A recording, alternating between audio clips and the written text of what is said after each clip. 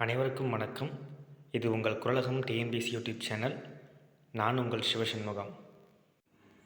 அறிவுடையார் எல்லாம் உடையார், அறிவிலார் என்னுடையரேனும் இலர். குறளோட பொருள்: எதுவும் இல்லாதவரானாலும் அறிவுடையார் எல்லாவற்றையும் உடையவரே. எதை பெற்றவராயிருந்தாலும் அறிவில்லாதவர் ஏதும் இல்லாதவரே. டியர் ஆஸ்பிரண்ட்ஸ், இன்றைக்கி நம்ம பார்க்க போகிற வீடியோ பாலிட்டி கொஷின் பேங்க் சீரீஸோட டே 7 வீடியோ. ஸோ மறக்காமல் எல்லாருமே நோட் பண்ணி வச்சுக்கோங்க. நம்ம வீடியோவை கிளியராக வாட்ச் பண்ணிவிட்டு வாங்க. கண்டென்ட் பிடிச்சிருந்ததுன்னா லைக் பண்ணுங்கள், ஷேர் பண்ணுங்கள், கமெண்ட் பண்ணுங்கள். மறக்காமல் நம்மளோட யூடியூப் சேனலை சப்ஸ்கிரைப் பண்ணுங்கள். அப்படியே பெல் ஐக்கானையும் கிளிக் பண்ணிக்கோங்க. அப்போ தான் நாம் போடுற வீடியோ உங்களுக்கு உடனுக்குடன் வரும். வாங்க வீடியோக்குள்ளே போகலாம்.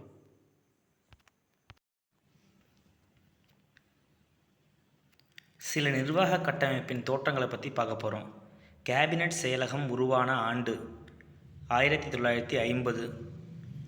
முதல் அறிவியல் கொள்கை தீர்மானம் நாடாளுமன்றத்தில் கொண்டு வரப்பட்ட ஆண்டு 1958.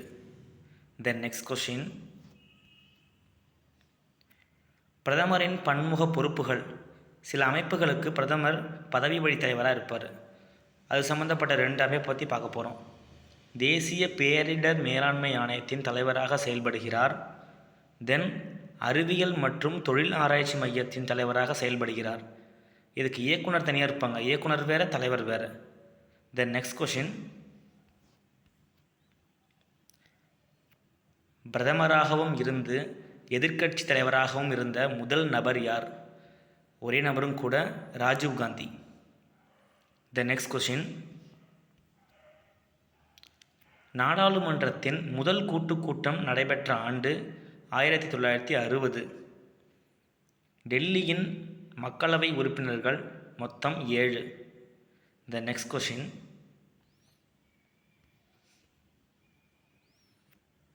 பாராளுமன்ற சலுகைகள் பற்றிய பிரிவு சட்டப்பிரிவு 105. உறுப்பினர்களின் முறைசாரா சாதனம் என அழைக்கப்படுவது பூஜ்ய நேரம். ஆக்சுவலாக இந்த நேரத்தில் முன்னறிவிப்பில்லாத சில விஷயங்களை பற்றி டிஸ்கஸ் பண்ணுவாங்க. அதனால தான் முறைசாரா சாதனம் அப்படின்னு சொல்கிறாங்க. தென் நெக்ஸ்ட் கொஷின்: நம்பிக்கையில்லா தீர்மானம் கொண்டு வர ஒரு கோரம் தேவை, ஒரு குறைந்தபட்ச ஆதரவு தேவை. அந்த ஆதரவு எத்தனை பேர்னா 50 உறுப்பினர்கள். இந்த தீர்மானத்தை முதலில் எதிர்கொண்டவர் ஜவஹர்லால் நேரு அவர்கள். தென் நெக்ஸ்ட் கொஷின்: இந்த நம்பிக்கையில்லா வாக்கெடுப்பு மூலயமா பதவி இழந்தவர்கள்னு பார்த்தோம்னா முதல்ல விபி சிங், தென் தேவகவுடா, வாஜ்பாய். ஃபஸ்ட்டு எதிர்கொண்டவர் நம்ம நேருஜி. தென் நெக்ஸ்ட் கொஷின்: சபாநாயகர் ராஜினாமா கடிதத்தை யாரிடம் சமர்ப்பிப்பார்? துணை சபாநாயகரிடம் சமர்ப்பிப்பார். தென் ஒரு முக்கியமான கொஷின்: ராஜினாமா செய்த முதல் பிரதமர் யார்? மொரார்ஜி தேசாய். நோட் பண்ணிக்கோங்க. த நெக்ஸ்ட் கொஷின்: லோக்பால் என்ற வார்த்தையை உருவாக்கியவர் யார்? எல்எம் சிங்வி. இந்த லோக்பால் அப்படிங்கிற ஒரு அமைப்பு பரிந்துரை பண்ணியிருக்காங்க. அவங்க யாருன்னா நிர்வாக சீர்திருத்த ஆணையம் 1966. த நெக்ஸ்ட் கொஷின்: நிதி ஆணையத்தின் தலைவரை நியமனம் செய்பவர் யார்?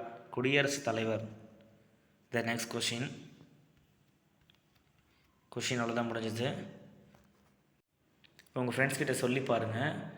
அவங்களும் தெரிஞ்சுக்கிட்ட மாதிரி இருக்கும், நீங்களும் ஒரு தடவை ரிவைஸ் பண்ண மாதிரி இருக்கும். ஸோ கவனமாக படிங்க எல்லோரும். தேங்க்யூ.